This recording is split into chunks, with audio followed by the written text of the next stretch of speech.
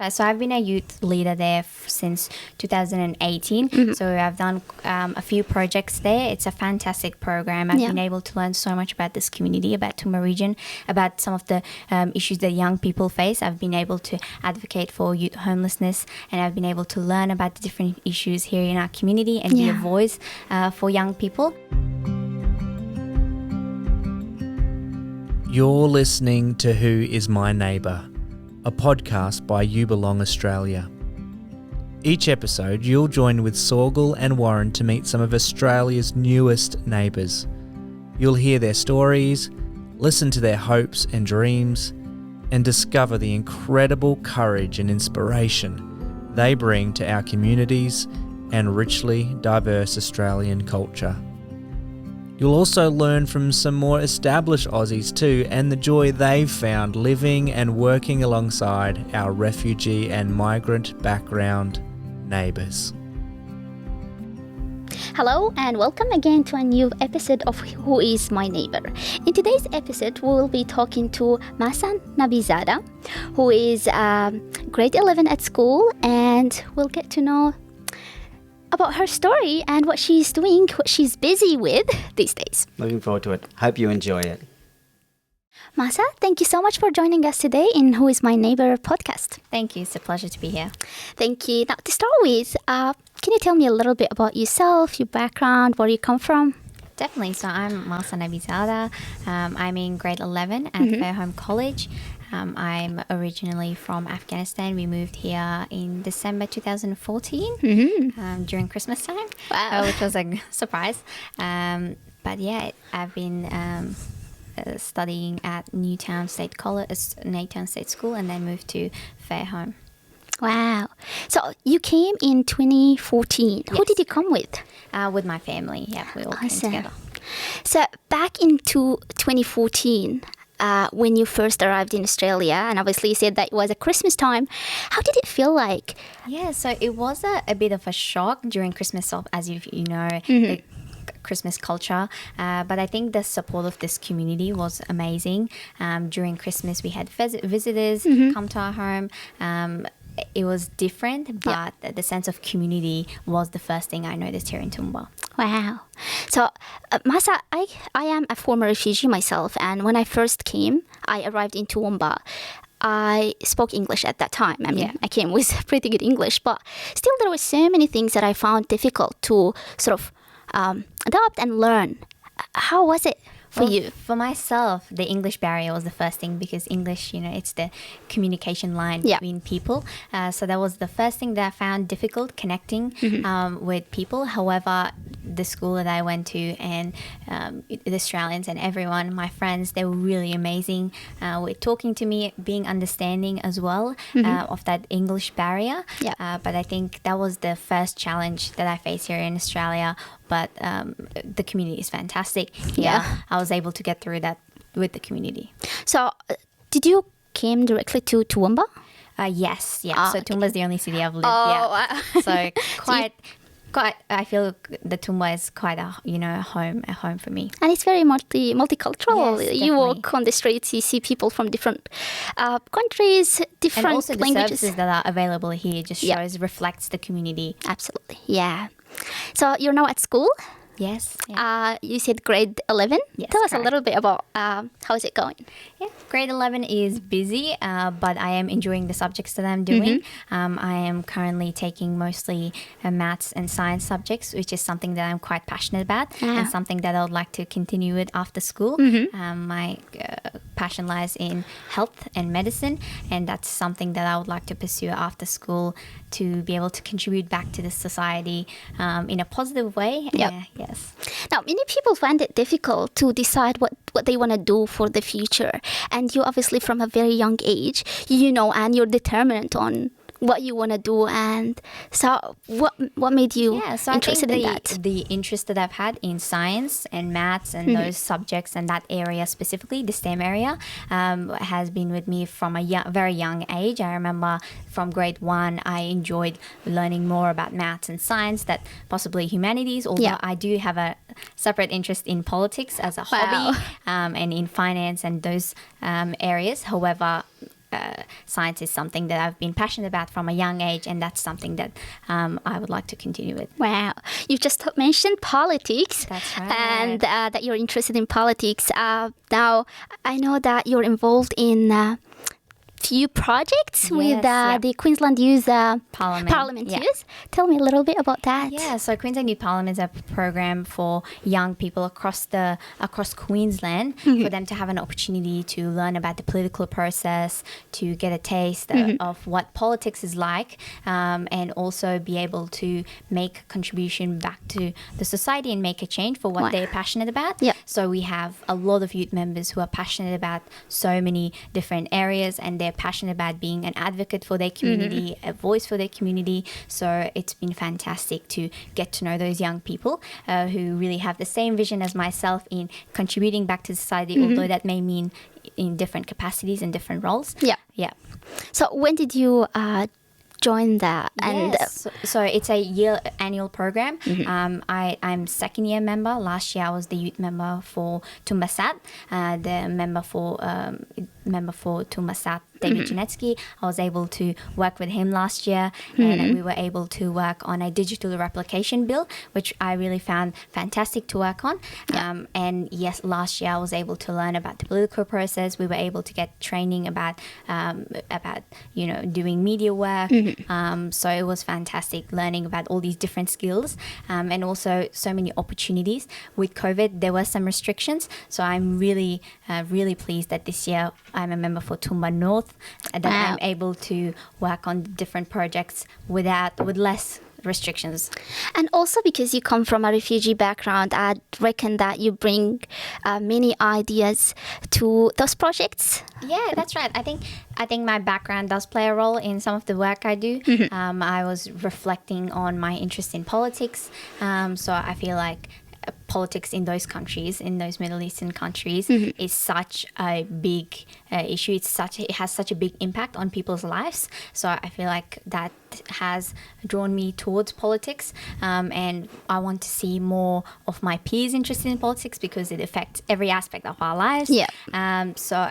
And especially in electorate politics as well, I want people to know I have many peers who who wouldn't understand or be interested in learning about the difference between the different parties we have here. Yeah. And I understand that that's not something everyone's interested in, but I would love to encourage more of my young peers to become interested. I think I've read, and I know that you speak more than one language. Yes, that's right. How many languages do you speak? I am trilingual, so I speak English. wow. English is my third language, and then I speak Urdu as well as Persian. So Urdu is your first language? Second language. Second language. Yes. Okay.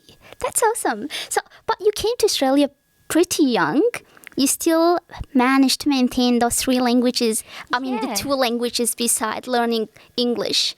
So with Persian and Dari, I started learning that in school. I went to grade 1 and 2, and then I did accelerated grade 3 back in Afghanistan. So I was able to pick up writing and reading, and that's how I'm able to do my show at 102.7 FM.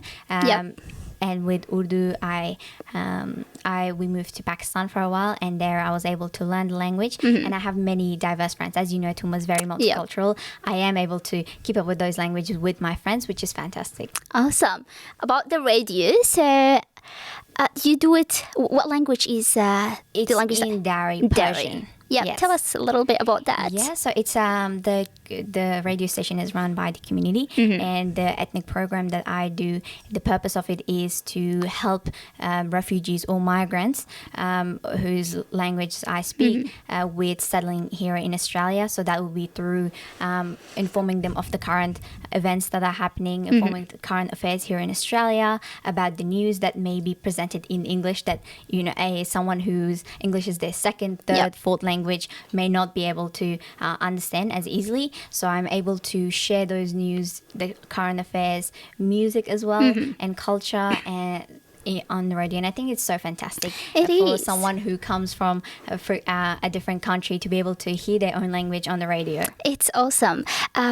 Myself, we've had something similar, but I know that during COVID, many people didn't have the chance to know the news about the restrictions and what is happening with COVID in their languages. Yeah, that's right. Sometimes due to poor translation, sometimes people they can't read and they can't access this information. And I think having a radio, like a platform where you can share those information in their language is awesome. We did something similar in Kurdish, but that was the Facebook. We used Facebook platform just to sort of share some news and get people informed. And even with literacy, there are many young people, like young Afghans, for example, who have gone through the education system here, and they might not be able to actually read those news in Persian, in Dari. So it's a way for us to break those barriers, especially with the COVID, as you know, as you mentioned. It was difficult to get the news out to the communities through the right read source. So the radio, I think, was a big help with that.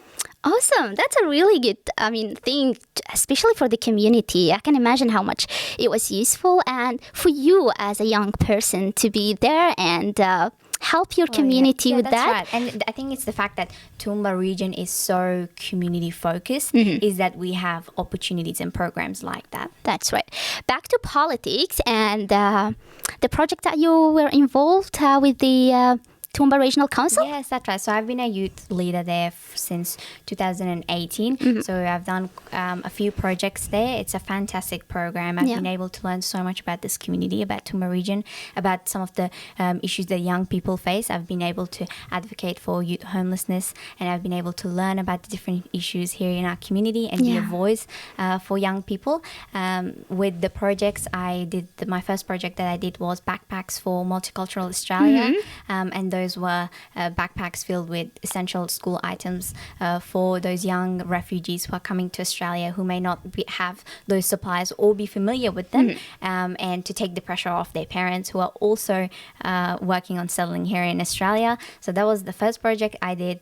We've also been working with the young groups here in Toowoomba. So we realized that Toowoomba Regional Council has many resources. They have many, they have funding and support for the program that's run here, but there are many other groups here in Toowoomba with different organizations who may not have that kind of support. So the idea was to bring young groups together so that they're able to share and collaborate and work on projects together. That I'm working on another one this year. Together We Lead, and that is for youth groups to collaborate on projects and also help each other out. You're very busy. So how do you find the time to manage your time at school and do subjects from a higher education or from uni courses and also be involved in multiple projects at the same time? Yeah, that's right. So you mentioned the university courses that I did. I thought that was such a fantastic opportunity, and I'm so pleased that I had that opportunity. I did a corporate finance course with USQ, and it's been something that I've been interested in for so long, and I've read so many finance books, but it was different to be taught by a professor and to formally learn about that subject. So it was fantastic. With time management, it has been a challenge, but it's also been a great learning experience for me. I think something that will stick with me and a skill that I'm always working on. It has been at times challenging, balancing school, the different projects I'm part of, the different school commitments as well, while also balancing that family and balancing time for yourself. But it's something that I'm continually working on, and something that I think I'll always be working on, something that a skill that I'm building on. Yes. Wow, that's awesome. Now, talking about the future, I see that you're doing many things as we've just mentioned, but what is your focus on and what is your goal for the future? You are interested in medicine, but you are also interested in politics. So where would your heart lead you? My passion, my goal right now is medicine, is to work and contribute to the society through that capacity. However, I have had politics drawn at me from a young age, something I've been interested in reading about and researching about. So in the future, it may come that at a time where I would like to run for office. However, for now, medicine is how I would like to contribute back to the society, and how a passion that I would like to pursue for now. Wow. a message, if you want to tell or send a message to all the young refugees and young people from refugee background, what would it be? I think to embrace Australia, embrace the new community, and also get involved. It's so important to get involved in the community, take up those opportunities that come your way, work hard, but also have fun, and try to give back to the community by taking opportunities like volunteering, like being part of different youth groups, by researching, and also follow your passion. Awesome. Well, thank you so much for joining us today, and thank you for sharing about yourself, the things that you're doing, and all the best for your study and career. Thank you so much. Thanks. Thank you. Well, welcome back. I hope you enjoyed that interview with Sorgul speaking with Masa. That was fascinating, wasn't it? It was. I was so impressed to hear about all the things that she does, obviously, but also such a positive attitude. Yeah. What did you take away from that conversation you had with her? The things that was... I always thought that I'm the busiest girl in the world until I met Masa, and I knew that she's involved with so many things, many projects beside doing her school, and she's grade 11. Yes. So that was fascinating. I mean, I remember when I was at her age, probably I was just trying hard to just do my assignments, and really, but I found that she that passion that she has for learning and knowing more than she already knows. That was really great to hear from her. I agree. I think that a lot of young people have lots of different interests, obviously. But sometimes in the media we hear a lot about people who spend their whole time playing games or just looking at Facebook or Instagram or something like that. But clearly not all young people are like that, and it's encouraging to hear Masa tell a little bit of her story, the background, the past experiences that she's had. But, right now... I'm not sure if she plays games on her phone or not, but I don't know when would have to ask her. She wouldn't have time for that. I'm not sure she would have time for that either. The other really interesting thing for me, we've spoken a lot, Sorgul, you and I, about different languages and language backgrounds. And I'm always really encouraged to hear when people from different cultural backgrounds, and particularly different language backgrounds, move to Australia but still work hard to keep their mother tongues. There was a time in Australian history where we told our refugees and migrants, don't teach your children your native tongue because that will disadvantage them. And there's a lot of people at my age and some younger than me, but certainly several generations ago, who say now, I wish my parents had taught me the language. I have friends who tell me that all the time. We wish that our parents talked to us in Kurdish. Now I don't know. I'm a grown-up man or woman, and I don't know my language. I don't know the language and my history and my heritage. So to be continuing to maintain that. And the radio program as well. I love that. I don't know how you would run a radio program myself, but anyway, we're doing a podcast that's quite short. But anyway, but what a great idea to have just news and current affairs in that language, so that Masa, of course, is continuing to use her language that way, but also giving other people the opportunity to experience and to listen in to the language so that they don't forget it, I guess. And also that as you talked with her about that critical information that sometimes is lost in translation, to be able to get that in your own tongue, I think is both a good service to the community, but also a useful thing for maintaining the language in the community. Plus, it's a good motivation for the rest of the community, especially the young ones, to look at Masa as an example, a successful example of a former refugee who is helping the community with what she can. Absolutely. And there are many young people from refugee backgrounds in our community here in Toowoomba and across Australia as well. So I hope they find encouragement in that story as well. Well, there is a lot to talk about, but we hope you enjoy Masa's story as much as we did enjoy. And thank you so much. Thank you. We'll see you next time on Who is My Neighbour? Thanks for listening to this episode of Who is My Neighbour? To learn more about the work of You Belong Australia, just head to youbelong.org.au and find out all the ways you can get involved and empower refugees to integrate and thrive. Lastly, would you help support this podcast simply by sharing it with others? You can also write a review on Apple Podcasts and Spotify, or subscribe to us on YouTube. Yes, we are a video podcast as well. Well, thanks again for listening. We hope you enjoyed this episode of Who is My Neighbour?